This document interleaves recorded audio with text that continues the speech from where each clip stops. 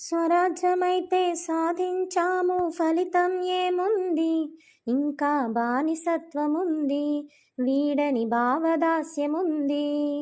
స్వదేశమ్మున స్వావలంబనను సాధించగరండి, స్వతంత్రం స్వాధించగరండి.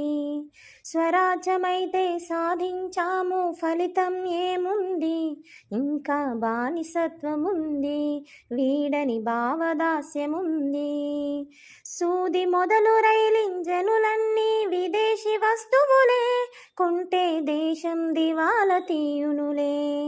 లేచిన మొదలు అవసరమైనవి విదేశీ వస్తువులే, అసలే స్వదేశీ చూడములే.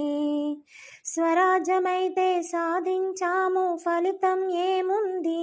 ఇంకా బానిసత్వముంది, వీడని భావదాస్యముంది.